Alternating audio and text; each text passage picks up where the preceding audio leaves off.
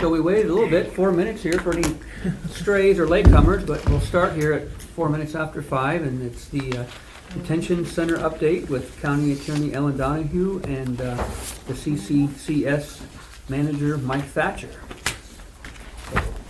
Do we have any positive news or neutral news? Well, it wasn't positive, unfortunately. First of all, thanks for letting me come back down. So I met with the Montana Department of Corrections last Tuesday. I actually met with Director Michael, Deputy Director Wolkin, and Megan Coy, who's a bureau administrator. So I have an agenda here, but the number one item on there was Mineral County, reopening your detention facility. The challenges that happened, I presented them with that concept of using your excess beds as a sanction center. And the logic behind that was, in the 2017 legislature, they put a moratorium on jail capacity, and there's a $1 million penalty for the Department of Corrections if they exceed 250 jail beds, because they were up about 400 and something, and as Billings women expanded, and as Lewis and Clark, I guess, has a little bit, they've gotten the population under 250, so they did not get any penalties. They would have been subjected to them during this session. So my fear going over there was, if I said, this is just, do you want to buy jail or detention beds, that they'd say no, because we're trying to stay under our 250 cap. So that's initially, I just said, I've met with Mineral County, we have an interest, they have, better, you guys have an interest in opening, whether it's with or without us. The director was very clear that they're not anxious to buy any jail beds from anybody. So of course I said, well, what my proposal would be is sanction beds. And part of that was driven by Lake County, Missoula, including all the way to Butte. We oftentimes sanction people in the jails and/or START. We run the START facility for periods of time. For example, if I'm a technical violator, I might get put in jail for 20 days. So my argument was, well, that's not necessarily a jail bed. It's a sanction. They're there 20 days, they're not in front of the courts, et cetera, and then they're right back in the streets. So initially they're like, well, that idea that has more of an appetite. They were going to look at that. I also presented to them. I have not met with the Lake County commissioners. I went up to Lake County, but I have not. So part of where this thing goes is I did some pro formas.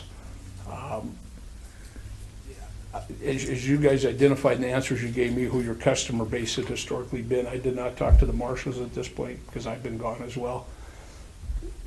Without them agreeing to use it for a sanction facility, which I think is still open for negotiation possibly, not just a jail bed. They just don't want detention beds from anybody. They were very clear. So I think the options get narrower if they won't. I guess it's not the news you want to hear, but if they say no to a jail, at least you start exploring what your alternatives are. And so the possibility of sanction, because I'll be frank with you, I share with them, oftentimes in Butte, if I go put a male or a female in the jail, I can't find a jail. So we do our own transport. We run them to Broadwater. We'll put them in both Jefferson County. Butte or Anaconda are just dead ends. So obviously it's a lot longer for me to run somebody over here, but I told them I would consider doing that. The volume, when we built START, it's a 152 bed facility. We start out with 118. We have a 152 bed contract. It's full. The attraction to START is it's not a jail, so they know most of these folks get sanctioned or sent there for an assessment, then they're back out in the streets. So are you tracking with me the differences? They're saying somebody who's in a detention facility, it's a detention, they count it as a jail bed. So if they get above their 250 and stay above it for a period of time, then they're subjected to a $1 million cut. There's a penalty that the legislature hung on their head in 17. When they passed the law, it's called House Bill 133. They created what's called a MIG, and it's a graduated sanction grid. Yes. So what their methodology is try to keep everybody out of jail or prison, and the consequences are based on, they're more punitive the more times you violate. For example, somebody might get placed in what's called enhanced supervision or intensive supervision, or we run what's called transitional, all these other programs before they get put in jail or prison. So they their concern is that, I'm telling everybody, they don't want jail beds from anybody. You know, and I guess my argument, I thought was somewhat compelling, is your location. You know, Lake County, you folks shared with me, and so has their probation staff, and I was very candid, has had great difficulty in putting people who are on adult supervision in jail, both on technical violations and new felony charges. That was shared from me by their staff. Laurie was here that last time I met with this. So, a couple things. I think there's still possibilities. I know you're very anxious to want to move or not move, but they weren't quick to say, yeah, we'd be interested in 10 sanctioned beds. Just let me speak to sanction a little bit more. So they had an RFP out a couple of years ago, and I just bid on 5 sanctioned beds for women. So like in the women's pre-release, if a female has a technical violation, they can sanction her to me instead of the Butte jail. And they did it because there's no jail space. Going down memory lane a little bit, you probably are familiar with, I'm looking at the Sheriff, the Gallatin County, when they built their new jail, it failed 2 or 3 times. So they used to buy beds from Broadwater and Townsend, and we buy beds from Broadwater because that's as close as I can usually find a jail bed. When they opened, all of a sudden Broadwater is experiencing what you're experiencing right here. They had no bodies. But they negotiated a contract prior to the 2017 session, so they're still holding some beds from Montana Department of Corrections. How long are those, do they last? Well, I think they're still getting some beds, because if I put somebody in there, that's where I end up taking them. I don't know what their contract looks like. Yeah, but sometimes they're But- extended over a period of years, and that's why they're not missing No, out. every contract you're subjected to biennial funding. So you might say you got to, like, to build a pre-release, you ask for a 20-year contract to get financing. But every contract clearly says it's subject to legislative funding. If the legislation changes, your funding goes bye-bye. So nobody gets these long-term contracts, contrary to what people think. I mean, it sounds good, but they just don't do it. The biggest challenge you have is and I knew that before I went to meet with them, that they're jail capped. They're under the 250. It's unfortunately slowly starting to climb. And if I was running the corrections, I would do everything in my power to try to mitigate that, getting there, because then all of a sudden you got to pull $1 million out of your budget. That's the penalty. So this number. I'll send you guys the stat. I meant to grab them and some of the legislation. I've been scrambling because I had to get whacked on my eye. But yeah, they passed it in 2017, and the idea why the legislature passed it is they thought we were in a crisis, and we are. The prison, in my 38 years of doing this, I've never seen the prison population at 1,450, and it's up over 1,600. It's been up 1,630, 1,650. As I share with you, the sheriff from Butte's a dear friend of mine, but I can't even call him, try to persuade him to put somebody in the Butte jail. They won't take anybody because they're so crowded. And we started a pre-trial program there, but the chief of law enforcement Anaconda, Tim Barkilla, his daughter is my controller. I can no more pick up the phone to get somebody down from the men and women. So I thought this would be an ideal possibility, because we run a transport office, so we're up in Flathead Post. This is inmate transportation. This isn't staff transportation. So we run that shuttle 5 days a week for the entire state. So I thought this would be, even if our staff had to put somebody in jail on a Tuesday, our staff, existing staff, would drive them, and their hearing would be later in the week, and if they got sanctioned or whatnot, then our staff would come get them. So that's what I presented. They said there's some consideration, but of all the things I talked about, they were pretty clear that we're not buying jail beds from you, from Mineral County, or anybody. So a couple of things. I did some pro formas. If I was sitting in your shoes, your decisions, if I was going to run this as a 12-bed jail, for sure, I wouldn't hire CCCS. You couldn't afford to do it, and I'm just being blunt. When I did these pro formas, I'm going to give you copies. I only made 4 of them. I just got to scramble it. We would look at staffing this a little bit different, and I hope I don't offend anybody in here. But I know in those comments where there was concern, people were worried about 1 per shift. I know you call law enforcement in to mitigate if you got a problem in jail, but we would be reluctant to do that. So these pro formas I give you, this is I'll just go through these if you bear with me real quick. the first page is, this is what it would cost under this, the second page. So you'd still see a very minimum staff. You would see 9 positions. We built in a low relief factor of 1.6. We usually use 1.75, and most governmental agencies use that. And that's for people on vacation, sick, etc.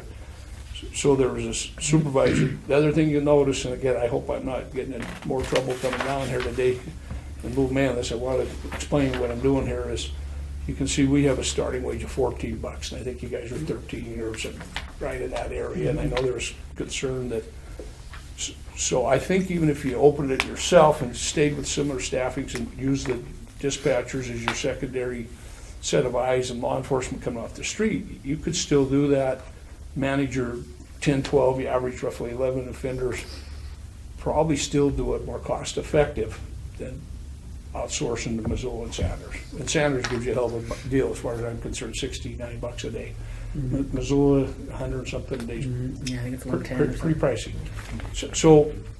But I'm not trying to push CCCS out of the picture yet, but I'm just saying, so that's an option. If you did this yourself and said, you know, maybe the knucklehead from CCS is right, people's safety, or they're worried about it, that's one of our challenges in recruiting. I'm an old corrections officer in an old county prison. I'm telling you, working in jails or prisons are far tougher than what I run, community programs. I mean, you get a guy comes in high, these few folks arrest him, you don't know what you're gonna deal with that night or the rest of the shift. And if I worked as a solo, regardless of the shift work staff member, I'd be anxious, just being blunt. I got locked up in a disturbance in 1982, not a good experience. So for us to come in, this is what the staffing would look like. And this is a bare bones staffing, just being blunt with you. So if you follow through on this, the rest, these are real simple pro formas I did, but the third page, this is showing a facility capacity of 22. So you're averaging around 12. So if we could find somebody to buy 10 beds instead of even 14, you can make this work. Whether with us, there's other expenses. You could definitely make it work for yourself far better. Am I making sense? It's like I can probably talk myself out of an opportunity here, but I'm just being blunt.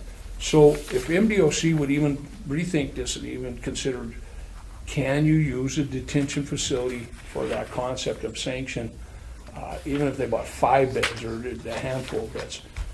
I have not talked to the marshals, federal probation, or nobody else, because in my opinion, your key partner initially would have been the Department of Corrections. Yeah, I don't think, like you were saying, we haven't had somebody in for the U.S. Marshals, and Probably pretty limited, I would think. yeah, They've got those beds in Valley County that they pay for every day that aren't even filled. Yeah. So we And wouldn't get you the had mentioned that overflow. before. So I will follow up if you want me to with Director Michael in the sense, will their legal people take quickly a look, can this facility, because in my opinion, there's a need for the sanction concept. And I base that on what I've seen in Lake County in the one visit up there, Laurie, and the conversations they're saying, when you can't hold people accountable and sanction them somewhere, you know, it's all that, why can't you just call it, don't mean to offend anybody, but Missoula Correctional Facility is the buzzword detention or jail, is that would, they really, you know, an asset. Why would they have to be in your jail overflow, your jail population if they were sanctioned?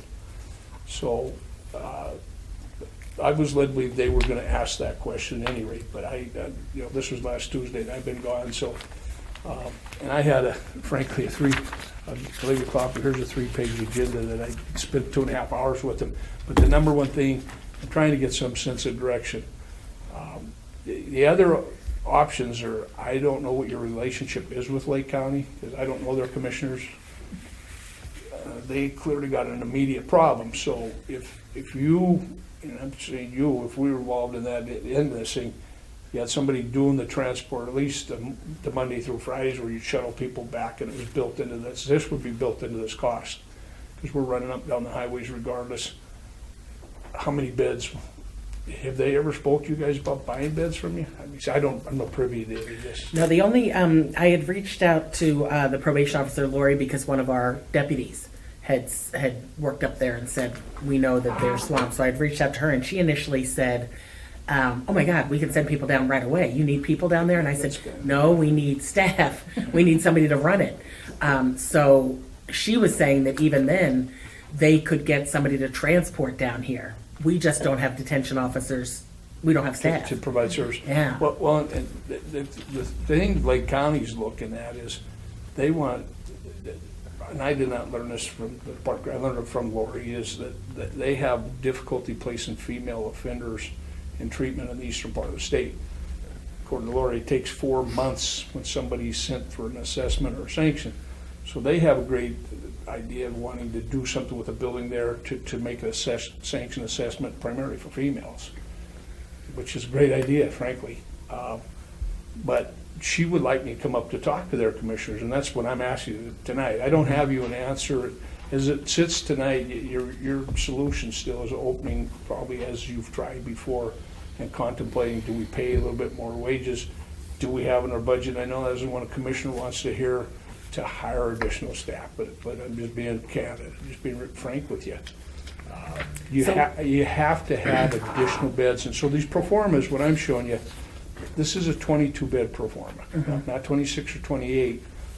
In a world, if you ever did get to 24, 25, 26, then all of a sudden you would see, I took the 320, or excuse me, not the 327, the 367 existing budget and backed into it. Are you with me? So you wouldn't be saving any money.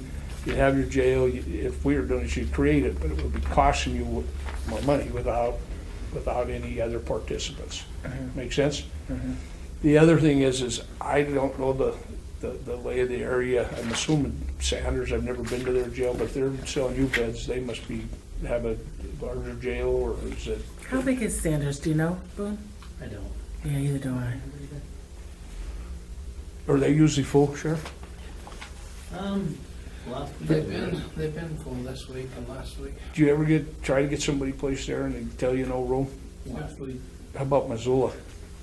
yeah, it's like hen's teeth. They're asking us to move ours out. Are they? Same thing. You know, that surprises me because I think you're paying them a higher freight than they're probably getting paid by the state, be my guess. 180 a day. That's what you're paying them. Yeah, and I don't know if you recall, in the 2017 legislation, they cut the per diems for jails to the $69 or whatever. Bozeman was getting, sheriff's a friend of mine there too, but there was an article that when the session was in about $100 and some a day beds. Wasn't the right time to have that discussion in the sense that the legislature went in and started whacking everybody's rates. Like I said, the sheriff in Butte's a dear friend of mine, and he used to tease me. He'd say, I get $88 a day, and you get 50 something a day. You got to do a lot more in the pre-release center. Yeah, but we were able to do it that rate because we got 120 bodies in there, and then 60 women. So my question would be, short of Lake, is there any other users? Obviously not the marshals. Years ago, we went around the federal juvenile facility. We started doing transports for the marshals, and I thought they'd be a little reluctant, but they were glad to dump it. They were kind of like, yeah, we don't want, we're busy enough.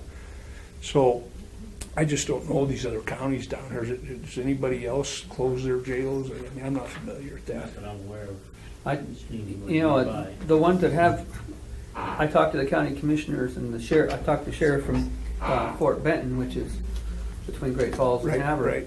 And he said their jail, which is identical to ours, Right. built at the same Yeah, time, same blueprint. right. And he said they have about 8 of their own inmates, and the rest come from counties that do not have a jail. They have a contract with Liberty County and Teton County, so between those 2 counties, his jail is Smart. running fine. And then Yeah. Townsend, Broadwater County, they get the contracts from the counties of Judith Basin and White Sulphur, Amara County. They pick up bodies from us. Yeah, and then Someplace we put 'em. Glasgow, their jail's fine because they have Blaine County and Phillips County sending them there. So, we need somebody, because when we You were wanna use your open, facility. we had our own inmates, but we only had 2 customers from Highway Patrol, and we couldn't. Right. I read the paper and everybody's full, but how come we're not getting any requests? Well, the 2 issues you have, at least in my opinion, is, like Butte Silver Bowl, we transported 10 guys, I think it's Roosevelt County, they built a fairly new jail, and they had capacity in our jail, the sheriff, the commissioners elected just to pay them to get 10 out of there, 10 or 12, I don't remember what it was. We did the transport. because he didn't want to tie up law enforcement for a 2-day transfer. It's a good hike. The problem though is that's what happened to Broadwater. The Broadwater, Gallatin County was so dependent on Broadwater. Their old jail was antiquated, was a piece of crap. And until they finally got a bond passed and that, they were outsourcing lots of bodies. Well, when they opened their new jail, they got capacity, they got excess capacity. Broadwater was debating to close our jail. That's what I'm saying. You're kind of in the same quandary. But I don't think you're that far away. I mean, I gave you these pro formas to show you at 22, you're at a break even, and anything above if you did fluctuate.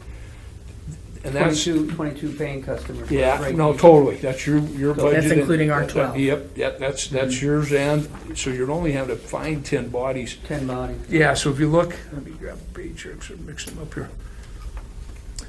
You'll see a page here, yeah, you'll see it showing 12 from Mineral County, and I got 10 from MBOC. But remember, this is with a staffing pattern of 9 staff. And so you might think, boy, they're a little staff heavy, but we really are not. So I know the sheriff has run the jail. This has a supervisor at $18. The officers would be at 14. I'm just telling you, I just sent a letter to Washington. We run one for 10 counties, and that's exactly, Commissioner, none of them can afford their own juvenile facilities, so they all pay into a consortium instead of having their own facility. And I just had to send them a letter and say, Amazon's coming into Spokane if we don't increase what we're paying staff out there. So we're just moving them to $15, and that's lower than the counties. Then I got to pull out here because we can't afford to run this thing for you. And they just met on it last Thursday. So, you know, county or state employees, especially state, large areas, even if people, I lose people to the detention facility because it's a higher wage. So I don't think if you did this yourself, you may even cut back the staff, but I know I'm going to offend somebody, but I think you're going to have to pay that at least $14 to attract a reasonable applicant. Otherwise, you're going to have continuous turnover, and you're going to get what you pay for. So oftentimes, the difference between a nonprofit and a for-profit provider, truthfully, are for-profits driven by profit margins, so they're going to lower the wages as low as possible. Excuse me, I don't have shareholder, and I think I've shared that with you. So as a nonprofit, you're trying to recruit and attract and retain people who are going to stick around. We think we could fill some of your staffing needs immediately and those kind of things, even long term. The only attraction of having us, I'm just being blunt, in this budget, so if we're an operator, we have to carry professional, general, and comprehensive liability, and we generally name the counties as an additional insured. So there's a liability issue in all this. When you run any facility, and yet we have certain amounts we have to carry for the state of Montana or state of North Dakota or the counties out there. And of course, this then includes us doing all of our own payroll, training, those kind of services. And so that's no longer a county would get a bill. But so under this scenario, if you got to 26 beds, the 4 beds would be utilized to go back into your pocket where you're then able to mitigate.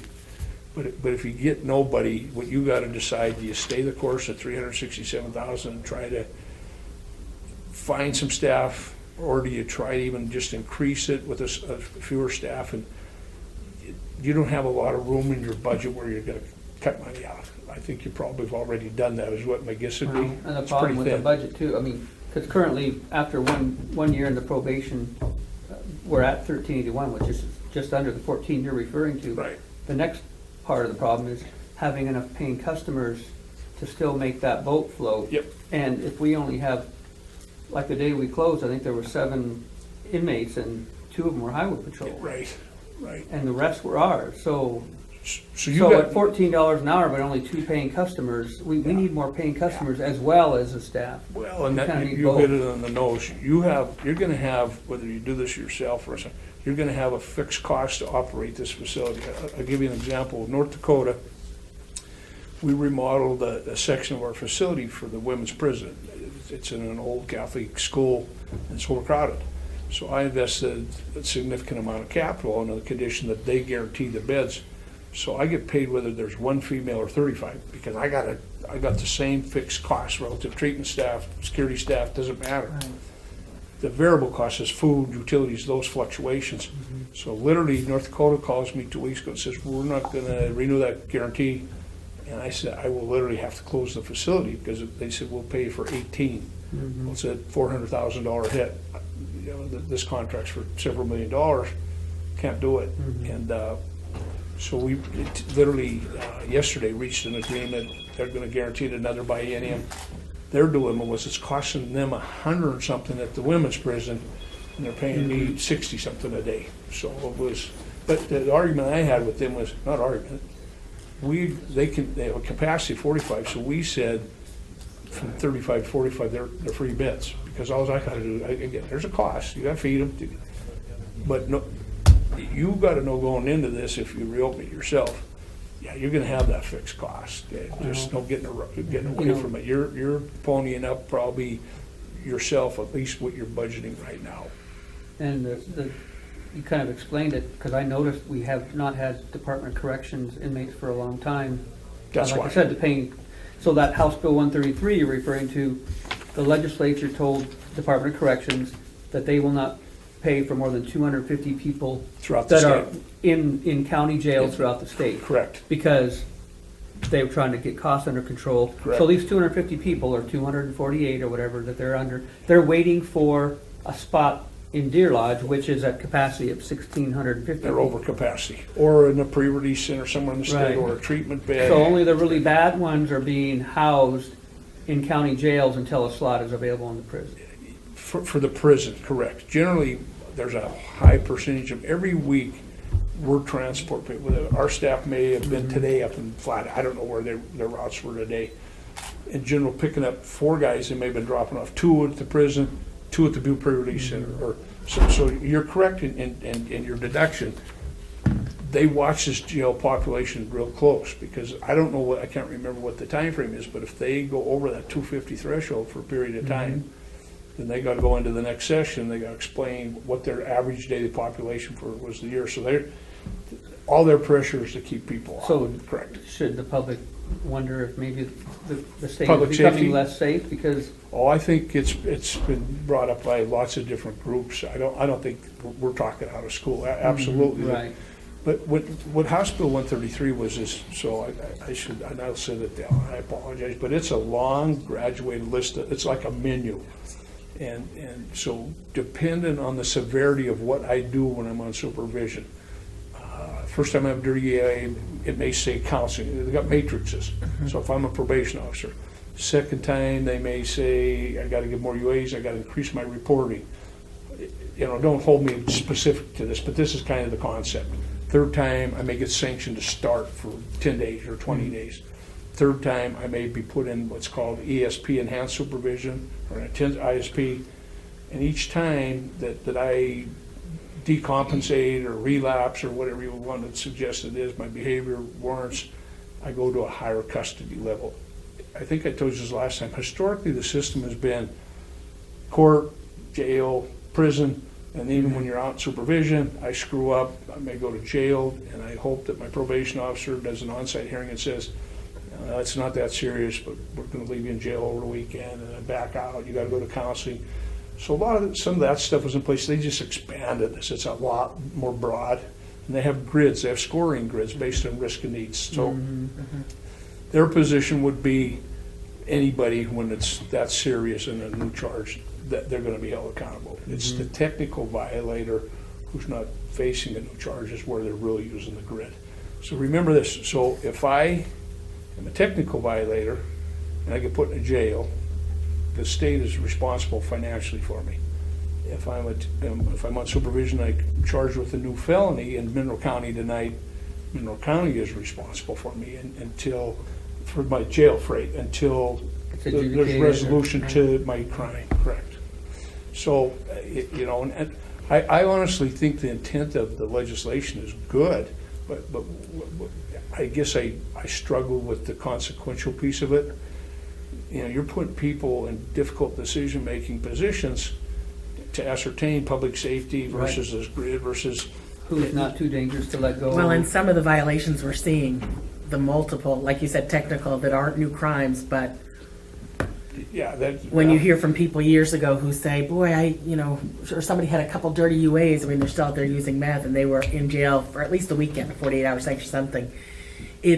I'm not kidding when I tell people, it's very difficult to send somebody to prison. It's very difficult. And it's packed, and that's. Yeah, I mean, that's it's the gotta be a problem. homicide, it's gotta be some kind of violent crime.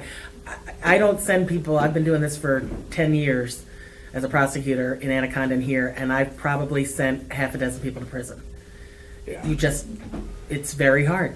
It is. Which it should be, because it's a terrible, taking away somebody's liberty, but it's gotten more difficult It is. since 2017. That was a radical change. Well, I'll give you an example. So we run a program called Connections. It's a 90-day residential treatment program. Today, I'm running 10 beds over my contract. We don't get paid for that. So they have a fixed contract. So when the year ends, if the contract said $1 million, yet I've delivered $1.3 million of services, we eat them. So And we're sending one to you today. Our case, Judge just ordered them to Connections. I'll tell you two things. In He's the last coming. 7-8 years, we did $2.5 million of free beds. And you'd say, oh, he's crazy. If this was our business and you ran as a for-profit, you wouldn't do that. I'm just Yeah. telling you, because you're driven by your bottom line. We're treating people, so our goal is to get, if we have capacity, I'm trying to get them to buy those beds, of course. But today, as I look at the 10 we're running over, 14 of them are Senate Bill 63, Senate Bill 64. This was tied into House Bill 130. This was legislation that was passed that gives the probation officer the ability on this grid to put somebody in treatment. So this person coming into treatment's probably had multiple dirty UAs, failed to report, whatever their behaviors are. Yeah, it's not a one-time, No. it's not a one-time dirty UA anymore. So now they come in to do 90 days of treatment. If they aren't successful there, then they're going to prison. If the guy left the center tonight and grabbed a 6-pack of beer and that, he's not getting it. He would get locked up wherever we could find a jail bed, and more than likely would go back from the judge. In those cases, we're seeing that they're being pretty firm in the consequence because they've had multiple chances, multiple opportunities. My point is, before the legislation, and there's a lot of people, frankly, that do well in the treatment and don't come back. I mean, honestly, there is. So it's a higher percentage of people think, because they finally get into long-term treatment and they're UA'd and they address their behavior, and you set up a good aftercare program. That still doesn't help your case. You're still up against the wall, and that they have this moratorium or cap on their jail populations that they're just.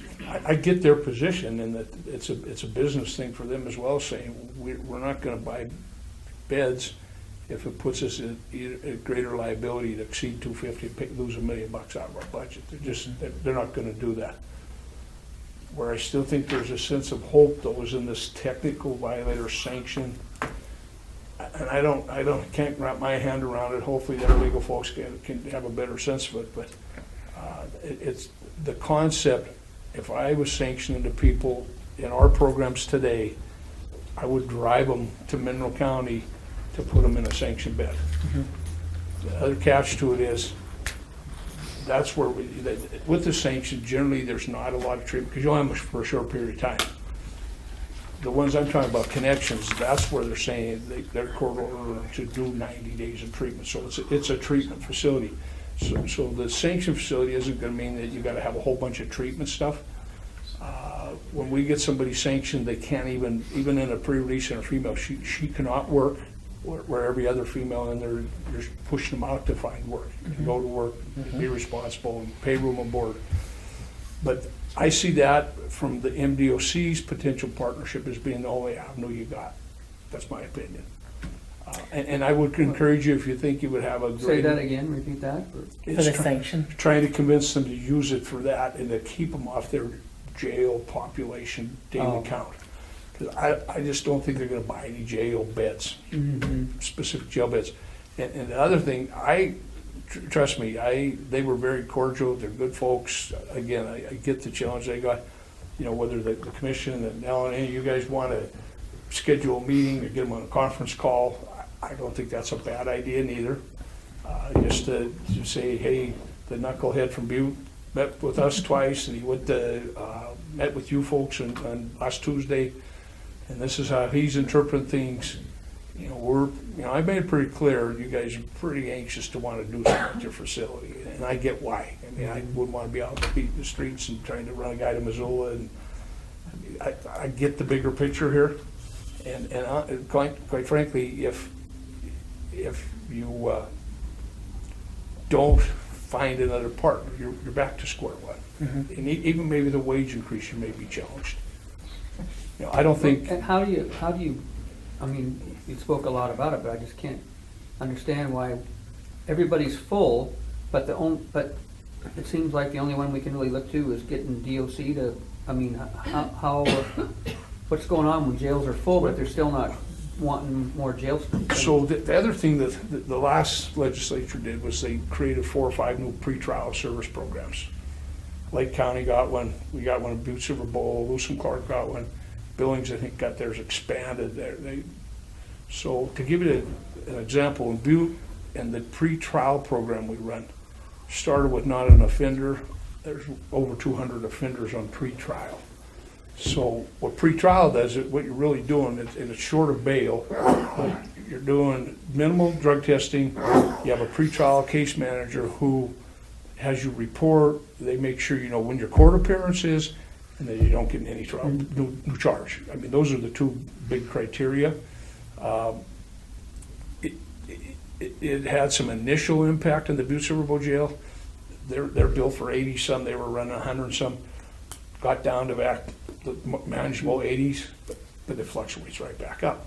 So that's where I can't put somebody I can't walk 4 blocks and put somebody in jail because there's just never no room there.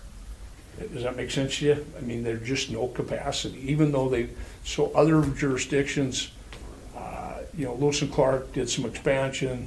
They moved their sheriff and their administration into another building. Their bond didn't pass. Their bond to build a new jail didn't pass, but their bond to do some retrofitting of existing spaces and the lease other space passed. So jails that are at capacity or over, like Butte Silver Bowl, they're not looking to contract with another county and take some of theirs. I mean, you know what? I did not talk to Sheriff Lester. I mean, I'm just wondering because I know Well, that's a bringing some great to question. Roosevelt. We took 10 or a dozen to Roosevelt. He wanted them out. And I'm just blunt.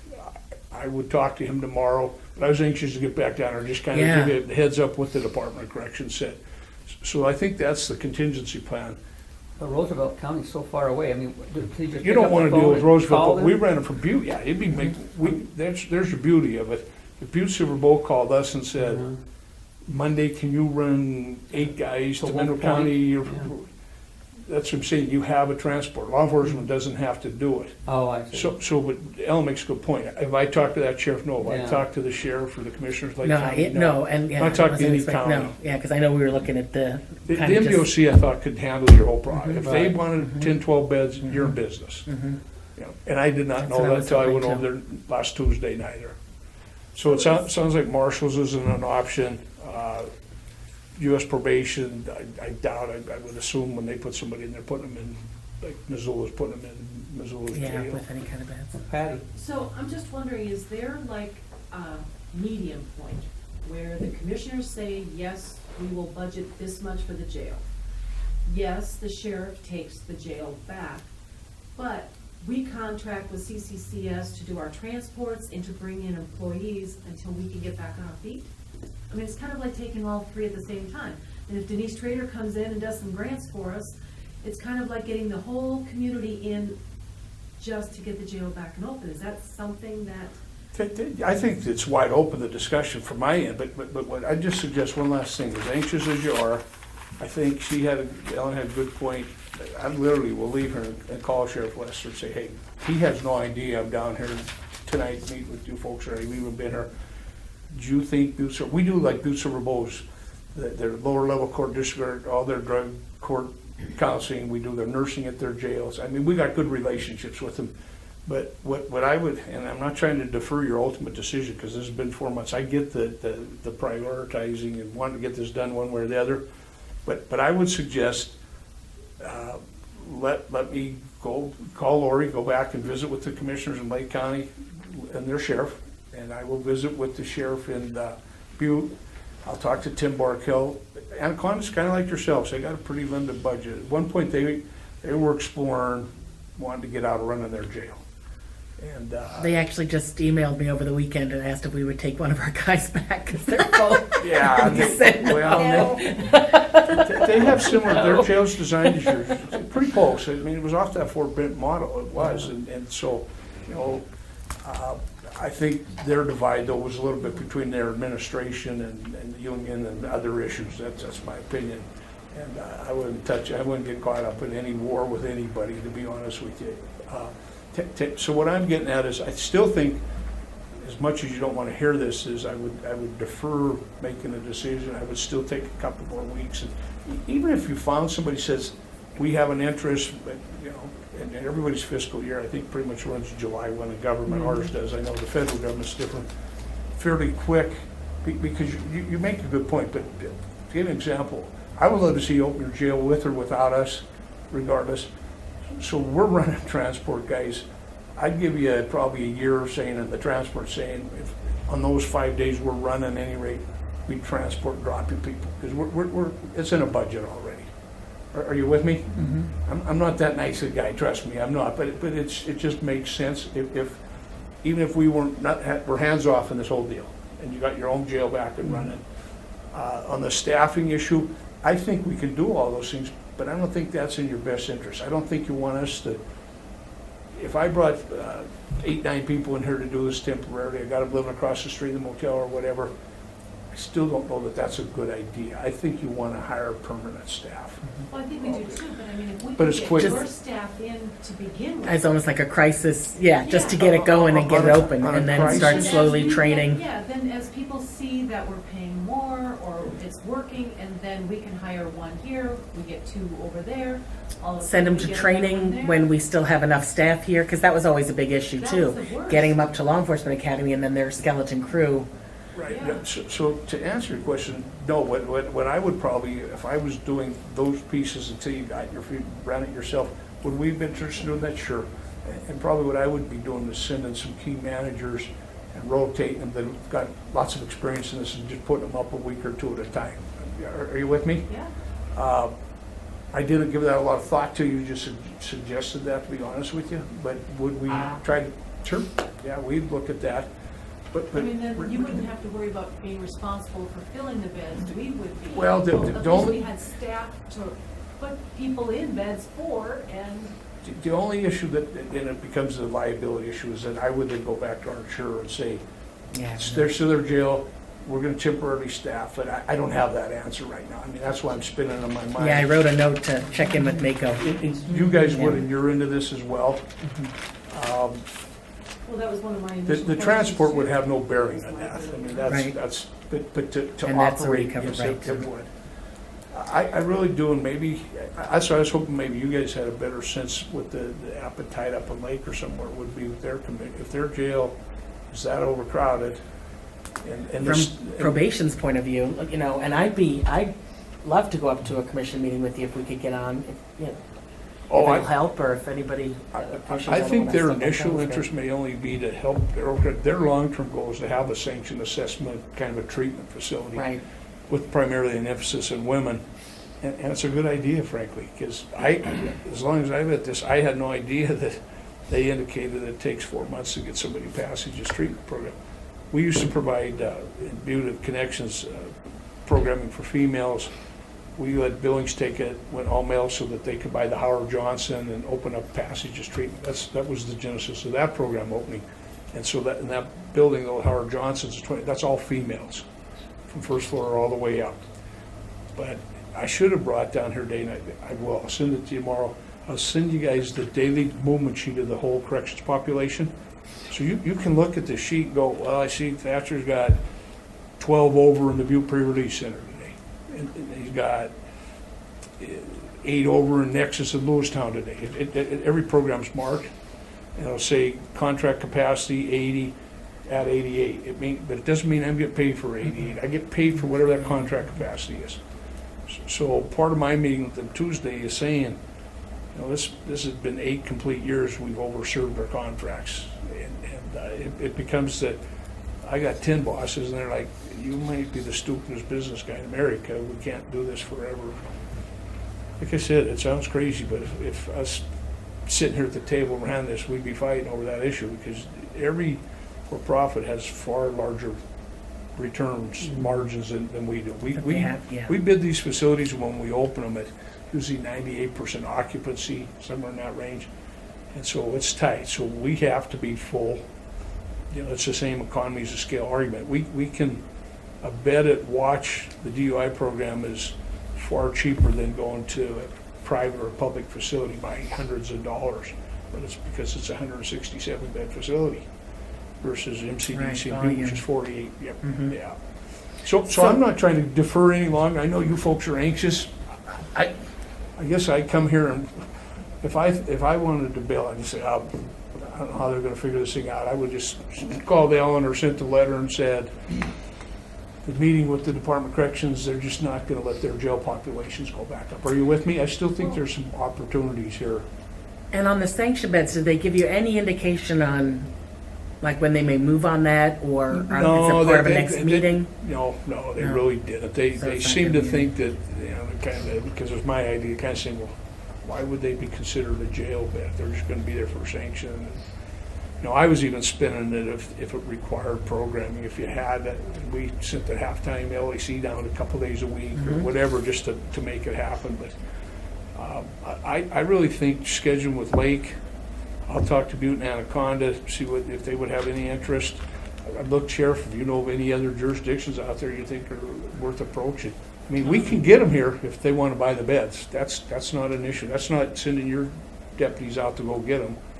That's not even a remote issue. We go from all the way from the eastern part of the state right to the border to your backyard. Because the big thing in the past was with the marshals, that it was too much travel time for them, for their courts. Yeah. And that was their big downfall. I mean, we got them when the overflow said paper was at 22 or 28 beds in Missoula. Yeah. Or not. Right. They paid for them. Just so they have it. And then up there in Shelby as well, I think there's 100 beds there. So the overflow went to River Valley first, and then because they were closer, and then we get whatever's left over. Well, and here's what I don't know. So when we approached them years ago, when we ran Rio, it was for federal kids.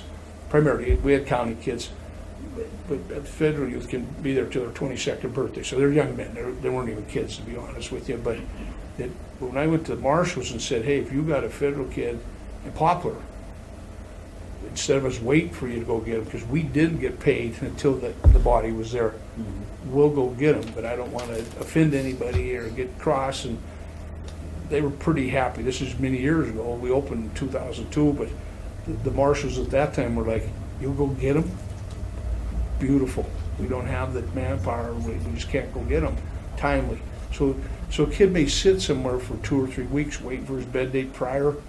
They'd sit maybe a day, 2 tops, and we'd transport. Are you with me? So what I'm getting at is that we're talking to the marshals again to say, and I did not, we'll transport them. In addition, it's the same cost, but you get transportation. And I'll tell you the attraction to that. In Washington, with all those counties, the reason we've been out there for 20 years, since '99, we do all the transport. So if there's a kid in Grant County, which is a couple hours away from Medical Lake where the facility is, or Douglas County, doesn't matter, we go and get them. Our staff are all trained, and so all the liabilities on us. I know I read in your notes where there was an accident. There's always liability. If anybody thinks you can avoid liability, it is not in this profession. Not in this profession. And with, if we were just as a, hypothetical, if we were able to get in touch with a couple counties and they say, yep, we can give you 15 people in 2 weeks, can we get staff here to open the doors? Yes. Yeah, that to answer your idea, I would bring staff in. Well, you recruited, retained. If we were the operator, even if I don't know in that short term, that's where I got it cost what we'd be for our insurances if we were operating permanently. Right. And I know there's a contract, where you might say, well, I told you in Bozeman we had to put modulars in because they didn't know if they'd like me or the program. That was in 2005, and I hated that idea because it's junk. But so to answer, that's a twofold question. If you're saying, can you come in for a month? we'll get our staff hired to beat it. I gotta get an answer from the insurance carrier. Would we do that if it was feasible? Sure. So the reason I did these pro formas, and I cut some, I mean, I made it pretty simple, was to let you know you're hoping to find 10 beds. Your budget's not gonna go away as a commissioner, I'm just telling you that. But Yeah, you that don't was the want goal. it to escalate. Yeah, that was, the goal Yeah. to me would be that it cost the county nothing. Well, that's where the extras, the yeah, highlight. I don't think But- that's gonna happen. No, yeah. No, it's not. It's- Yeah, when we it's- talk about making money, I thought that was a pie in the sky. I thought, It's- ooh, if we could get to a point where We just want to break even. if we broke Yeah. even, that would be phenomenal, but And that was another thing, when you all did the tour of the jail, the jail administrator, I don't remember which county, the female that was here that was talking about things, she brought up 2 points, and I would think she would know jails well enough, and when she saw ours, she talked about putting an extra bed on top of Oh, those you could, 12 yeah, you could double bunk. Yeah, the there's, 12 bunks, so then our 26 goes up to 38. And then she also talked about changing out, doing something with our indoor-outdoor rec to make it a whole new room. And I don't know how many beds she was thinking. you gotta be careful with some of those suggestions. Yeah, I'm just that's gonna exactly caution what you. it is. I know, that was the question, is any of that feasible? Yes, I would not go in and double bunk all my beds. I would not do it if I ran this place, because you're always gonna have a disruptive pain in the rear end, pardon my expression, that you want to be segregated in him. You want some secure cells to get him out of there, or otherwise you'll have a management nightmare. They'll ruin your whole job. One person being disruptive can make your life miserable. So, but could you do some?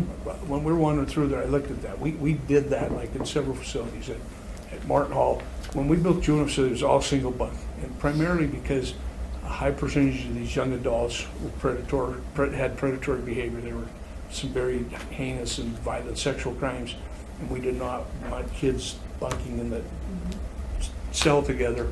So we went single cell, very expensive to build. So you're correct. So when we built Star for adults, I made them 48 bed pods. Well, corrections team said, well, we didn't want 152 beds, we wanted 118. I said, you're gonna need them. I gotta staff the pods, whether they're 24 or 48. So they're all double bunk, but we have, I can't remember, it's 8 or 10 ad-seg cells, mental health cells, so we can separate people either temporarily or even longer term. Are you with me? But and the other end of that, those 2 rooms, I remember looking at them too, spun through my head too. If you found beds, could you set up some, you know, if you had somebody for 3 days, could you put them in a cot or something? You got to be careful in your program space though. What would you lose when you take that space? You got to evaluate it. You know, to be honest with you. Some jails don't have. Some jails have it outdoor. I went to jail. I think maybe I told you guys in North Dakota in the outdoor rec yard. They had 2 picnic tables in it. They stacked them on each other, and 2 guys escaped, and one of them committed a bad crime. I mean, they literally. I'm like, what the heck were you doing? 2 picnic tables out in an outdoor yard, and they set them on top of each other. Bing, bing. See you later. I mean. But I think you could. I don't think that's. I wouldn't even be that far right. Only unless you found 2 counties that said I need 10 and I need 10, then I would contemplate that. I think your goal right now is trying to find 10 beds for multiple users, your own needs, and I think you're in a good position to open this. You got more staff, 9 staff. And whether we're doing, and namely you're doing it yourself, I would advocate for that. I'm just telling you. That's just, and I hope I'm not offending law enforcement with that. I just think. You know, it's just you have to remember too, you have ACLU in there. What's that? You have to deal with ACLU on that. Yeah. You start yanking indoor recs and outdoor recs. Oh, yeah, no, Space, I yeah. totally agree. You got jail standards, not all of our facilities. We have multiple facilities. We have to get what's called ACA accreditation. And it's real stringent, it's labor intensive, it's costly, but some contracts require us to have it. And it would be very similar to I go to AJA association meetings, so Montana, at least to my knowledge, doesn't enforce the jail standards as strictly as North Dakota does. And I'll give you an example. North Dakota, in Minot, the North Dakota Department of Corrections goes in and inspects the jail. And they literally closed them down for a while. They've since built a new jail expansion up there, but they go in all the time and do, but it's not county employees, it's North Dakota state employees that go in and do the jail inspections. So you're right. That's why I said I'd be cautious. I think you'd be okay with it. And a lot of it's square footage, how much square footage per cell. And, you know, the other thing is you got lower level, low risk offenders, I double bunk them. Any higher risk, I'd separate them. I want them in their own cell as much as possible. I totally agree. And we talked a little bit about that, about how there was the colors outside. Was there a reason? One of the people from Classification CCCS levels, asked, yeah. we're like, no, it's just, must have been the paint that was available. But even like you were saying, talking about that. It was a purposeful way to paint it. Oh, was it? Yeah. Okay, I yeah, thought we were there told was, during the as tour you there it wasn't. There was no purpose. So. And that's common. for Yes, which that's what classification you would levels. think, so that you know you can say the yellow is high or medium You're risk. but- handcuffed in a small jail to classify offenders. Yeah. You just are. I mean, your staff have to get pretty creative. And, you know, and that's the other end where I guess I don't want to be offensive when I'm saying, you know, we wouldn't do anything unless there were always, in addition to your dispatch, 2 staff on that shift. Just telling you, I would have no interest in running one with single staffing. Well, you And- had mentioned staff, and you had said 9. Pardon me? Yes. We've never had 9 people. No, and here's your on 9. staff. So when you open a facility, they have what's called a relief factor. And so if a position staffs 7 days a week, 24 hours a day, 360, you use generally 1.75. So if you hire 3 staff, you times it by 1.75, you end up with 5 point. So we use the low and we use 1.6. And it's still a stretch. What happens is if you got 6, one gets in an accident, one's off sick, you're back scrambling. So there would be some days you may have a 3rd person on, but they cover sick, vacation, and it's a standard practice in every facility. I'm not smart enough to come up We with would this like stuff. that. Well, and No. also you just wonder if there would be a trade-off in terms of overtime or Oh, you because we were shouldn't have running it. into No, you yeah. should. It should. It totally mitigated. That would, my yeah, overtime. that would be, and I mean, I think 10 people, depending on, like we're talking about other counties that are looking for potential beds, I think bringing in 10 people I is don't reasonable. think you're that far off. to be Yeah, I honest don't with think you. that's I so don't either. And unheard I of. didn't even think of our own backyard, to be honest with you, and knowing that we transferred to Roosevelt, because I thought maybe with Lake there might be right closer here. other Right, counties. and they were gonna do Maybe the they are. transport, but we just didn't have any employees. I don't think you're that far away, to be honest with you. If I thought this was an exercise of utility, seriously, I would have called the sheriff or Ellen or whoever, said, well, we looked at this, you got problems, I don't know how you're gonna do this. It just, I think you're so anxious to get it done, and if I was the sheriff or I'm law enforcement, I'd want it done. I wouldn't want my guys going up and down the No. highways, pulling them out of the streets. I get your sense of urgency. Well, housing is another thing. You can bring up 9 guys, where we put them. Can't have them sleeping in their cars. No, and we talked about that. I think that maybe when I was here the last time, got taken out of context a little bit. I'm not talking about coming into Superior Development Housing. I think one person thought maybe that's what I suggested. What I'm suggesting is we bought a corporate house in Lewistown. We bought one in Glendive for similar reasons. So we're just now, this month, going to put the one in Lewistown. We bought it in 2002. At times, we'd have 8-10 staff because we're trying to ramp up. We couldn't find staff, so we moved staff from other facilities, and they lived in this house for a period of time. We kept the houses, primarily like if I'd go up there for a week or whatever, I didn't want to stay at the Yogo Inn. I like cooking a hamburger myself, blah, blah. But as the years progress, we use it less and less, so we're putting it back in the market. So what I was advocating, I was asking the question, is there a property for sale, and it's 3-bedroom, where we bought all our own furniture, come in, and so we had staff, and believe it or not, they would rather do that than stay in a motel, generally speaking, because you go out on the deck and, you want a beer, or you want to cook a burger or whatnot. There's just, so there's a couple of people in your audience last time said, we've got a shortfall of housing already, so. There's places for sale, don't get me wrong. Well, I drove around with Lance he showed a facility down there today, and I noticed that. I didn't say, oh, there's a house, but that's what the concept would be. I would not do that short term. If I was going to be here a month or 2 months till you got your own staff on There's just board, no rentals in this county. I would be Could over move it upstairs. across the street, negotiate with the motel for some kind of a rate for a 6-week period, to be honest with you. And it would be hopefully staff that I would handpick and double bunk, and I'm not going to give everybody their own room and give them all that luxury, to be honest with you.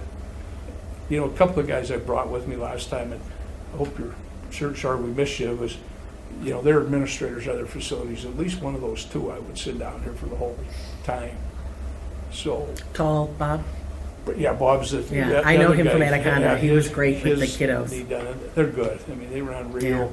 yeah. They're good at what they do. You know, And Mr. they- Thatcher, I There were have some a tough kids question from on Rio. your, He did great. on your staffing computation. Yep. You know, you've got the employees and you got their $14 an hour, Yep. and the total is 347,000. But I noticed, like on the single employee, just the supervisor, you list health insurance for the year is $5,100. Do they contribute to their health insurance? Yes. Because we pay full health insurance here. No, there's still contribution. They have to pay Yeah. some. This would include, if this is all of our benefits, not Uh-huh. yours. So to give you, they're pretty commensurate with government. Start employee can accrue up to 3 weeks vacation the first year. They can't take it for 6 months. They're on a probationary period, orientation period, whatever you want to call it. So we have 100% vision. There's some of our benefits that might be better in some years. We have a 100% dental plan. So retirement's different. We have a 401k. The difference is you can participate after year. We do a dollar for dollar match at 6%, which is a good 401k plan when you're doing. But so there may be some that are better and some that Yeah, aren't. most of them are pretty much in line with the work comp and the FICA, and then your 401k versus our retirement and unemployment tax. But it really stood out to me that, because we pay twice that, we pay $10,000 per employee for their health insurance. Yeah, and so there would be, we could compare them. We do, you know, we buy a term policy on our dime for their salary. We pay for their short and long-term disability. So I'd have to sit down and, it sounds like your health's probably a better deal. We Yeah. may have something else, but Yeah. otherwise, we got 10 or 11 paid holidays, so they're sort of pretty close. I'm an old So, I mean, that state just employee. for example, though, I mean, like when you're pointing out paying them $14 an hour, we actually, since we don't require them to contribute to their own health insurance, they're actually making. Pretty much a wash, Yeah, I mean, sounds 'cause like it. if we did not pay an employee's health insurance, $10,000 a year divided by 2080, it's about $4.30 more an hour that we could pay them had we not given them their health insurance. So well, then that- we'd be able to pay them $18.30 an hour instead of 14. So I'm just saying that Well, there what- is some things that aren't money, but they're very beneficial in To lieu of recruit, money. retain staff. Yeah. Oh, absolutely. No, there is. That goes back to potential housing. If you provide somebody with no cost or low cost housing, it's an attractive feature. So when we initially, we're put people up there for periods of time, even administrators, we'd move in, let them stay at the house. We weren't charging them nothing. And we found out there was an IRS question that we have to assess them something and we got to pay a tax on it. So that's what we ran into. So we had to, the guy I got living in Glendive, he's an administrator right now. The reason I have not had him buy a house, because there's an RFP coming out in that program, and he's from Lewistown, and we have an opening in Lewistown. I can move him back, but I don't want to move him. So he pays $300 a month, which is dirt cheap. It's a 5-bedroom house, but it makes sense for us. As soon as I either move him or he buys a house, more likely now. And we still have challenges in Glendive. I think I told you that 2 weeks ago, or when I was here, recruiting staff. It fluctuates, you know, the railroad was hot, and then they laid off, oil was hot, we can find, and then it got cold. And it's no different here. It's a perpetual battle. And I don't think you're ever gonna have a complete fix for recruiting and retaining staff. My attraction, to be honest, I tell you who saves me right now, even in Butte, are college students from Tech and retired law enforcement and firemen. I mean, what a great place to recruit. Reliable, most of them work for health insurance. You know, we used to be able to pay health insurance, you got, if you did 20 hours, we had to increase it to 30 hours about 2 or 3 years ago. So if you work 30 hours, and I get a lot of, especially firemen, a couple of them just retired, like Paul and Tony Salazar, but they work 30 hours, usually would push real hard to get good days off because they figured they've earned it. And we accommodated some of them because they're that good of hands, but they wanted their health insurance. So it's give and take. Unfortunately, that's Butte, but we struggle in Lewistown to find primarily professional people. Bismarck's challenging because it's Bowman, it's busy. And Bozeman, I got it in here in this article that this is a board packet. Bozeman had an article in the paper the other day, I think it's in this packet. Just got to tell you what they're. bear with me for a second. Maybe I didn't stick it in here. But their fast food are literally paying 16, 17 bucks an hour, Bozeman now. So that's what we compete with down there. Well, I mean, we do it though, Zoom's 19 to start. Yeah, well, in Bozeman, it might offend you, I'm an old initial Bobcat, but there's almost 15,000 college students.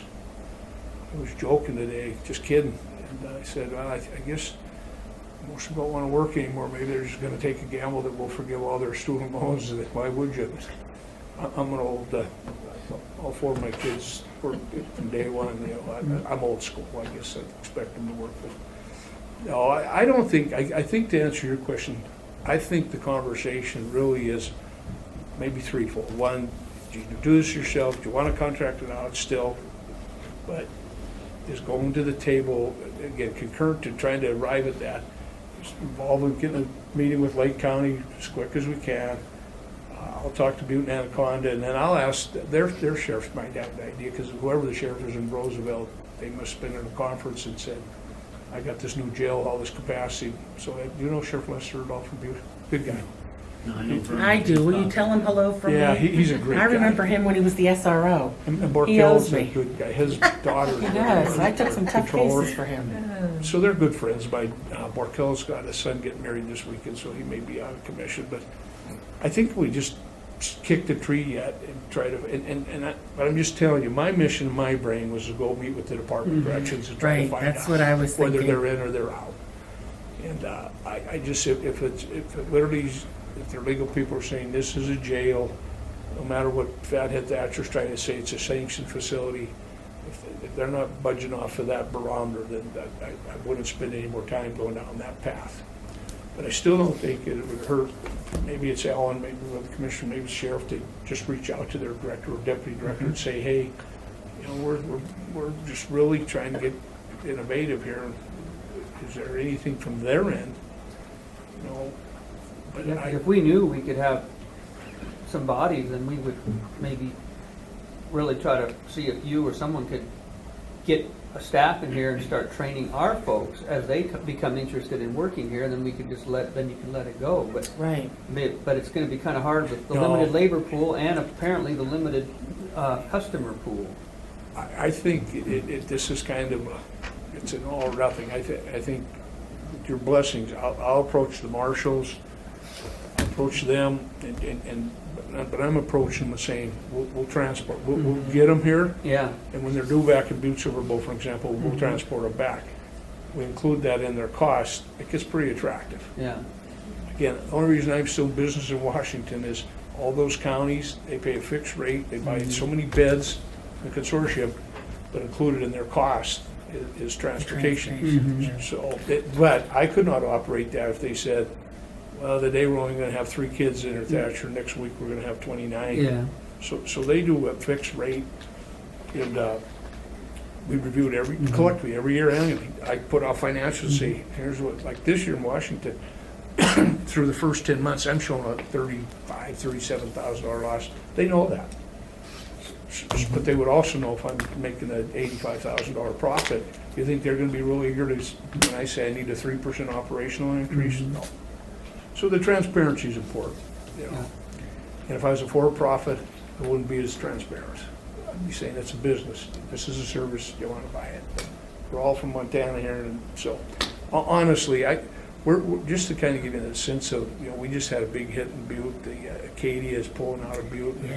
It's going to be a big layoff. So we're getting flooded with apps, but we're exploring. We have been for the last 6 years. And part of my meeting the other day is that we're in buildings in Uptown Butte that were built in 1897 and 1903, and we're trying to got plans for new facilities and or alternative buildings that are probably going to be available. But there's a couple other projects. The veterans' homes that are probably going to be bid to a nonprofit, and we get a lot of vets in our program. So I got lots of work to do. If I honestly thought I was wasting your time or my time, honestly, I would just call it out and said, hey, Alan, Forget it. nice to see you. You get nice folks. Well, But I'd love to see us get it open. And I really, there's not a big carrot hanging out there for us to be successful. If we were a long-term operator, that maybe, but I don't got any. If I go down that route, that's what I'm saying, where you explore a house or other things to keep staff here, not just short-term. Well, thanks for coming down. Yeah, no, I, appreciate that. I, like I said, you can play with these pro formas and come up with it. Yeah. I think Yeah, I was that's looking, realistic. doing my little calculator, thinking, Yeah. okay, what if we only had 10 beds Yeah. of ours? Right, And yeah. 20 some odd, Yeah. Well, That's what I was the doing, 22 still gives you some room. yes, But that's a number that whether you're 10 and somebody else is 12. right, or we're In my 12 mind, and I they're think 10. with that staffing pattern, that's what you gotta get to. Mhm. That's a realistic number.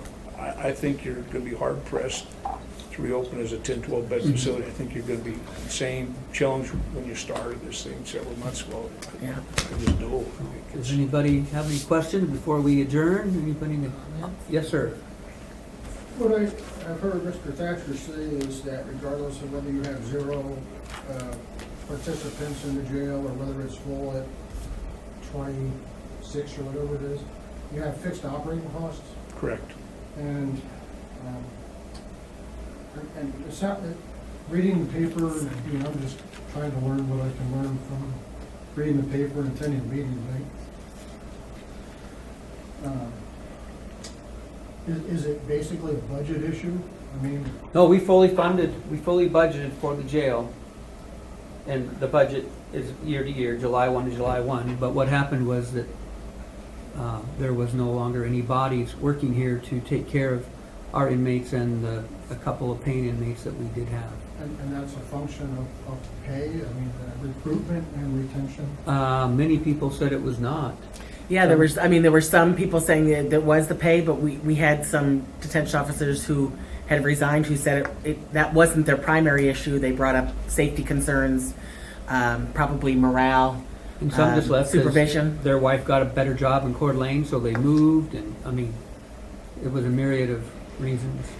So I'm at a loss of how importing additional criminals to fill up more beds makes it safer for the county, and it changes what you just said is morale and these other issues. I mean, as a resident of the county, you fill up more beds, you break even. When they get released, they go out in the county and commit crimes, makes the sheriff's job more costly, increases my insurance rates. I don't see a benefit of importing more people. I think we need to. Well, address the people that were problem. imported, when they're released, are not like necessarily released here. They go back to like Department of Corrections people. They're from other places and they're just being housed here. So when they get picked up and taken back, they're not just let out here necessarily. The ones that are usually let out here are our own arrests who, when we're done with them, are released here. But the imported ones usually go back to where they hail from to be adjudicated or put in prison or released to their families wherever they come from. Yeah, and the county, I mean, they'll continue to appear in the court, like Butte Silver Bow, or we won't take those cases on here. Yeah. They're residents. And the morale thing, I mean, we ran it with 5, 6, on a very rare occasion, 7 detention officers, which, I mean, it pours a guy down when somebody calls in sick or their vacation. Yeah, that's worse Now stuff. there's 3 guys or 4 guys running it, and one guy quits and moves, and I mean, we advertise for months on end, and we'll get one applicant or 2, maybe, if we're lucky. Yeah, and once it got down to 2, when it got down to 2 detention, that's when I advised the county it has to close. It just was unsafe. You can't do that to the employees. You can't do that to the 24/7. yeah. So, how is changing the pay, or, I mean, what are you gonna do to change that effect? Well, I'm thinking what we're hoping is that if we bring in an organization or a nonprofit entity, that this is kind of what they do. They know corrections. They come in, they kind of get us going. We can bring in people from other facilities that help us offset the costs of bringing in professionals. And then as they're running the jail, it's also allowing us to have the jail open. Because right now we've got, gosh, I don't know, maybe 10, 12 inmates. We've got them in Flathead, Missoula, Sanders. I think that's it. But yeah, we've got a guy up in Flathead right now. Lake too. And Lake, where we're sending these people and we're paying, the county's paying because there are people, kind of what we would hope to do. And then over the course of time, like there were times where there'd be a detention officer who there would be a a bed available to go to the law enforcement academy, and we could not send them because there was nobody to cover their work shift. Other times where they maybe didn't want to go, but they have to be trained within a certain amount of time. So if we've got somebody kind of helping us run the jail where we can bring our 10 or 12 inmates back here. So like we have court tomorrow, and it's a nightmare because a lot of our attorneys and the defendants want to be here, and they have the right to come to court. And we try to do vision net, and it's just trying to figure out. We had to bring a guy Monday to MCDC. So you have an officer or a deputy getting up at whatever time, 5 o'clock in the morning, 6 o'clock in the morning, to go up to Sanders, 4 o'clock in the morning, leave Alberton, go up to Sanders, pick him up, bring him to Butte, and then come back. We would have still had to do that, but he would have been here in Mineral County. So I think the idea is to try to get our jail open as soon as we can, allow the opportunity so that if we can hire people, get them trained, have them supervised by people who, know this profession. Because like you said, corrections is a tough business. Allow them, afford the opportunity where it's well-staffed, and we can send people up as they rotate in. Because the Law Enforcement Academy was really good in the last year or so, where they were kind of putting us as a priority to get the detention officers trained. But there was once or twice where we couldn't send anybody.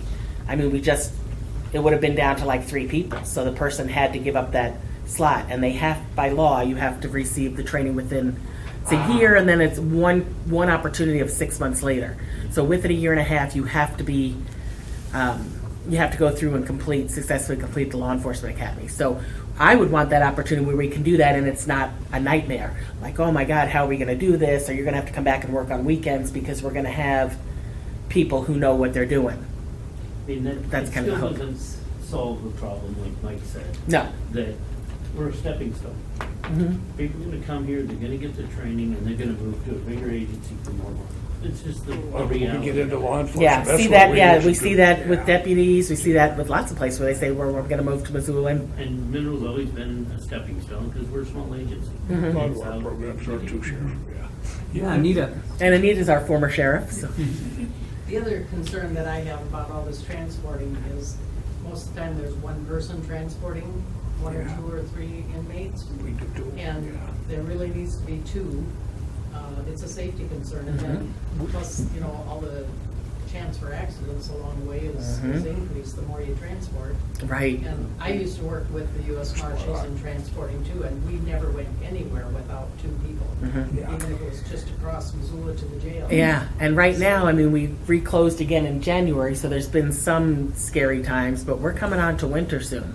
And going to and from Sanders, 1 deputy, if they've got to beat a Just court. one less deputy out on the street. Right. Exactly. Well, Right. and we do, not only do we do 2, and I don't know if there are pictures in that book, we got specialized vehicles, but gender, so if we know we have a female on that transport and maybe 3 males, and we have ability to separate, we always send a female with a male. Which we can't. Yeah, We don't you bring a run male the and a whole- female. No, you don't have that capability, and I'm not being critical, it's, Well, see, that's why I used to ride with Marshals, because I went allowed. you had a female Right. transport in that van. So, it wouldn't- yeah, if there's a right. female and male who have to come from Sanders, they're coming in 2 separate vehicles. Can I quickly, sir, in the back too, remember, that's always a concept with NIMBY, I don't want them in my community, but, so there's pre and post disposition. So say in Anaconda, they wanted to put somebody in the Sanders County while they're waiting to get adjudicated, they may hold them here and then have them transported back, as Ellen was saying, and then they go through their court proceeding, do teleconference. Post adjudications, when they're done with, say it's a misdemeanor, say you're doing 30 days in jail, but we don't have any room here, gonna do it down in Mineral County. That person, when they're completed, are transported back to that same county. They're not, could they turn around and hitchhike or drive right back? Oh, geez, I kinda liked it down there. Nothing's 100%, but they Yeah, don't they could stick do that, around. yeah. In pre-releases, they do. This will sound crazy. I have 100% of the men and women in the Butte Pre-Release Center employed today. 100%. And I could employ more between 3 employers: Sun Lumber, Alpine Construction, Wheat, Montana. So we transport people who are in our programs to work, and they're paying $13, $15 an hour. When we opened in the early 80s, our unemployment Butte was 22%. The mines had closed. So people who go through a community program oftentimes will stay, especially if they got a good job. but not detention facilities. I mean, they're here, they're housed, they go back to where they're from. So, I mean, your concern's valid. I think it was a good question. Yeah. Does that help any more with the question? Well, I understand your answer, but it still is a concern. Oh, no, it's a valid question. I thought it was a great question. Yeah, I'm just kind of. And you're right. I mean, standing on somebody it. could decide that, yeah, I want to come back here. I saw they had a job at Idaho Forest, but if they've been adjudicated, they've done their time. We find, like Nexus or Watchy, people don't stay in Lewistown, or, I mean, they complete and go to Nexus, they have to go to Prairie Ridge, but, that was a concern when we're trying to open a Flathead. These guys are gonna ruin our communities. The crazy part is us in Missoula, Flathead sends us the third largest number of offenders to the system, that they have no community program there. We have them in Billings, Helena, Bozeman, Butte, Missoula. My argument was always, that can't be your answer. We don't want that up in this part of the area. Whereas I think Lake now is starting to say, yeah, we're interested, but we want females. We want to do it with women. And it's a little easier to go, no, this is not being, has sexual connotations. To cite a women's center for us was far easier than saying we want to open a 120-bed men's facility. They're nasty. The public hearings can be for community programs, but a jail or prison, like we built the reentry right next to the jail in Bozeman. We're by housing, and the only reason the surrounding area was okay with it because the jail was within walking distance of our facility. And these are adjudicated adult felons. So I think you would see a population of both misdemeanor and potential felony charges. Does that make sense? I mean, it's not everybody, if you're from a county bit, is what I'm saying. So I don't mean to expand. I know you guys are like taking more of your time and whatnot, but it's just trying to clarify a little bit. Yeah, so we're trying to decide there are currently 16 to 20 counties that have decided that this is too complicated a matter to handle, and they just simply contract with a neighboring county to house their inmates when they need them. So they just pay $69.50 or $70 a day to those counties when they have an inmate to house, rather than run a full jail staff. And I mean, I'm listening to this tonight, and I appreciate what Mr. Thatcher had to say. I was expected to hear something else tonight when I came, and I just came across in a much more positive manner than what I was expecting. Oh, that's nice. What my concern is that to address the root problem of the staffing and the pay and the retention, to correct that to the best of our ability, maintain the minimum jail population possible without adding individuals to it, because I'm sure there's other programs or grants or something that we could do to fix the problem if we got down to the root causes. yeah, well, to have our own jail with our own inmates, and if, let's say we have 8, 10, we are simply paying for them on our own to care for them. So to help cover overhead of employees and their health insurance and all that, then jails usually accept paying customers from elsewhere to help make it worth having a county jail here and not have to travel, but you get the privilege of having your own jail and the conveniences for the judge and the county attorney that go with it. So it'd be very difficult for us just to have a county jail for our own inmates, because then, I mean, those employees at times, what it's around $280,000 a year that would be in the hole. We might have to find a public safety levy to cover that, because with our current budget, we expect to get revenue from some inmates to cover the expenses of paying employees. But if we didn't have revenue, Mineral County, with our whopping 4,200 people, it's really hard to make the numbers match. When we're trying to also pay for deputies and their cars and their radios and their training. I understand. Yeah. I understand the situation. Yeah. As a resident, I would rather pay a little more money in taxes and have a jail with a minimal population than have people wandering through my backyard at night because they decided they came to visit an inmate, didn't have a house to stay in or a hotel to stay in, decided that there's no bridges to live under here, so they decided to come camp in my backyard. The other thing that's kind of been skipped over here too is when somebody's in jail, say I arrest somebody from the jail and all of a sudden we find out, hey, this guy's got a heart problem, and we're responsible for those bills. And these guys can attest the medical bills are very, very expensive. Dental. There's no insurance on them. And we don't get much of a cut, if any.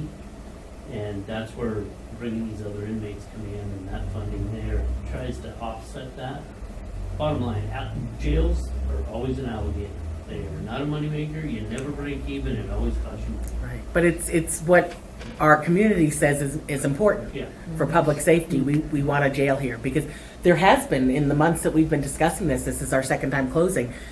Do we just contract long-term with Sanders? Do we just finally just bite the bullet and say, you know what? We just can't seem to keep it going here. But I don't think that's where we want to go. And I think the commissioner's been very clear about that because it is all that goes into it. It's not just the $69 a day we're paying Sanders. It's the overtime for the officers to drive them. It's the mileage on the car. It's the gas. It's just my little county attorney's office, the work that goes into just figuring out how to get these people to court. I mean, Melanie starts the week before. Yeah. And especially, it's just, It's $78 a day. Oh, $78 a day. Oh, yeah, $78 a day. We were 69, right? Well, I think we were 62.50 what we get from DOC. Okay. Yeah, and I think it's 62.50. $69.50 that pretty much everybody. Yeah, Some were it did making go up. 88 to Yeah, 100. some people were making more.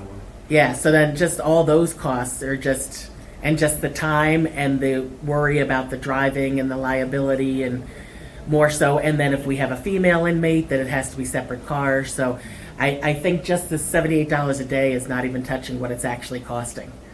And just it's taking away from the ability to do other parts of your job because we're just, the week before, the legal assistant is emails to 10 and 15 different attorneys and following back up. And does your person want to appear by VisionNet? Flathead can't do VisionNet because they have court every single day. And Missoula won't do VisionNet for us because we just struggle with one of their employees. So then we have to bring them all here. And thank goodness we only have court twice a month, district court twice a month. But it's a huge undertaking that we wish that we could just walk them right up the elevator like we used to do in the good old days. And they would punch the soda machine. It's bad when you miss that guy. I'm sorry, did you have a question? No, I was just gonna say, this is my first meeting also. It sounds doable to open the jail with the help of them, but my concern is getting the staff. Mhm. Seems like there would need to be a really strong emphasis on a recruitment program. And get it open to them. Right, because we'd hate to go, we just don't want this to be every year. We're opening for 6 or 8 months and then we close for 6 or 8 months. And I appreciate that as a property owner that you be willing to even consider increase in taxes because there's been several community members who've brought that up, who say, when we look at the relative taxes compared to our neighboring county, Missoula, we're in much better shape here, but we're not Missoula. So there's a lot of people who kind of push back on that. But as a community, again, we have to realize that if we want a measure of safety, we need a detention facility. And regarding the recruitment, I'll get back. We have a couple of things that affect that. One is, we did have some applicants, but then because it's law enforcement and there's security issues and they have to pass a background test. So we had a limited pool of applicants, and then those that did apply weren't necessarily going to pass the background test. And then the other part of that equation is it's great to have the low unemployment rate of 3.6%, but now our labor pool is even more limited. I mean, from the truck stop all the way down to Missoula, there's help wanted signs in every restaurant, store. So we're kind of at a tough point because unemployment is low. We only have 4,200 people. How many of those are looking for jobs? And of those, how many can pass a background check? So, yes, sir, I interrupted. And do the nature of this job. Yeah. It's a tough I job. was curious, is there a way to utilize this facility in conjunction with the state training to have some training? Can you turn your your facility into a training facility Like with a the Montana Academy for jailers? Can you team with the state and maybe a university They have an academy at Helena. I don't think so, because most of their employees live in Helena, so there'd be the cost of that. That's just my opinion. I may be wrong. I know what you're saying, and if you think about it, though, there's the old prison, there's lots of empty facilities where you could go in and train.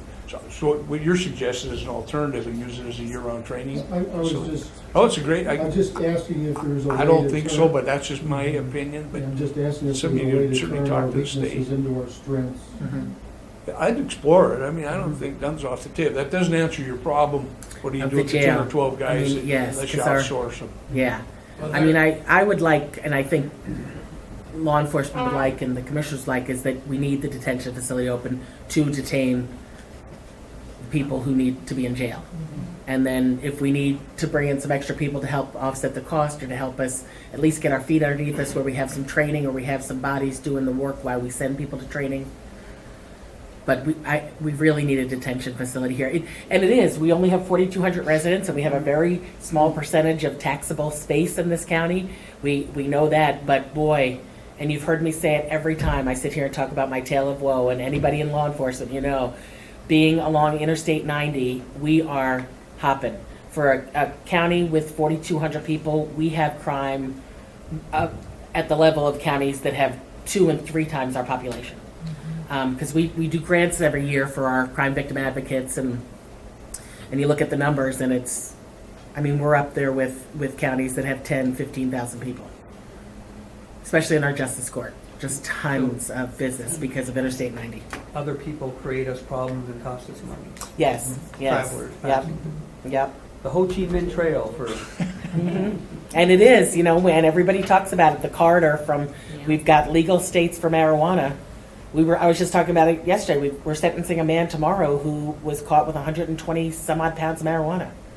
And he was caught in, you know, nice old little Mineral County. We were joking around. What ended up catching him was he stopped for the best milkshake ever.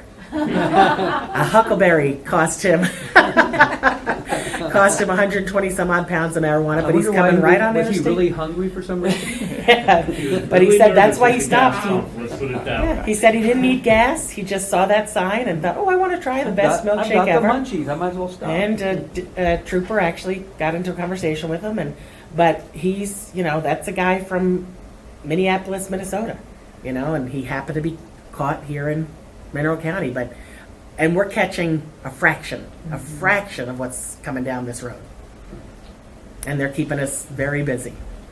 Okay, we've been an hour and a half. Is there any other Sorry fighting about that. question? No, Getting good on my, story. well, I'm getting on my soapbox. Yeah, you can write a book with all these. Anybody else have a question before we adjourn? Do we have a projected next date? We are trying to keep it on every other week, right?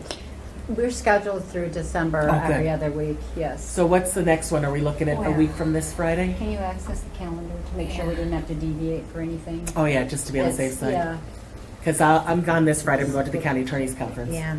Got to get my cleats in. And this Friday, we're on a timber tour with the Forest Service. Oh really? Next week. It's every other week, and Thursdays. so you will get the agenda. I don't know if that's gonna be Lori's the gonna check 13th to or make the sure we didn't have to 20th. The deviate, next- but it's scheduled through December. The next detention meeting scheduled on the calendar is July 12th. July 12th, And I know Because it's a Fridays are tough. holiday. because of the holiday. Yeah, the holiday. What I'll do is call Laurie tomorrow. It would have to be the week of that. Is Lori primarily in those sanctioned beds? Is that what she probably? They're interested in doing sanction, treatment, Okay. assessment. Yeah, kind of a Baskin Robbins, kind of a multi-flavor. And they got a building. It's not a bad idea, actually. It's a pretty good concept. Okay. And I just Let me do 3 things tomorrow. What, July 19th? Huh? July Have on 19th. it. Try to And make so a what point was with the marshals. tabled? I'll call Laurie and say. Okay, well, I guess we're adjourned until July 12th. and that's okay.